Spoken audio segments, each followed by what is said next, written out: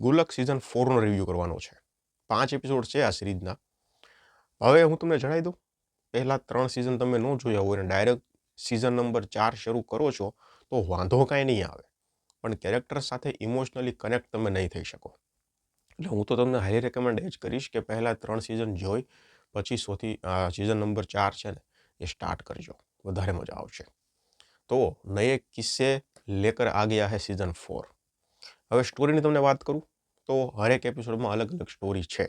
એટલે કે પરિવાર તો એ જ છે, પણ જેમ આગળના સિઝનમાં તમે જોયા છે તમને ખબર હશે કે હરેક એપિસોડમાં એક નવો જ કિસ્સો હોય છે, જે મધ્યમ વર્ગના લોકો છે એની સાથે જે જોડાયેલા કિસ્સાઓ છે એના વિશે વાત કરેલી છે.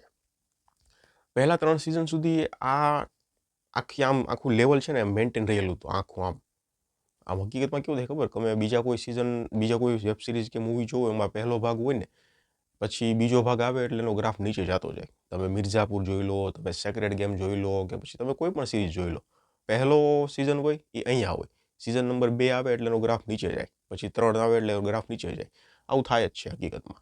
એટલે ગુલ્લક સાથે એવું નહોતું. ગુલ્લક સાથે કેવું હતું ખબર, આખી સીધી જ લીટી હતી. આમ સિઝન 1, સિઝન 2, સિઝન 3, પણ સિઝન 4 આવ્યો ને પછી કંઈક ને કંઈક ગ્રાફ થોડો નીચે ગયો હોય ને એવું મને લાગે છે. કારણ કે સિઝન 4માં છે ને કોમેડી પંચીસ એટલા બધા નથી. જો એક્ટિંગ તો છે ને 4 કલાકારની જોરદાર છે, જે સિઝન 3 સુધી હતી એવી જ નેચરલ એક્ટિંગ કહી શકાય. સિઝન 4માં પણ 4 કલાકારોએ જાળવી રાખી છે. પણ લખાણ કંઈક ને કંઈક રાઇટિંગ છે ને એમાં થોડું વીકનેસ હોય ને એવું લાગે છે મને. કારણ કે ડાયલોગ એટલા બધા કંઈ લખેલા, કોમેડી પંચીસ છે ને સ્પેશિયલી, એ એટલા બધા સારા લખેલા નથી એવું મને લાગ્યું.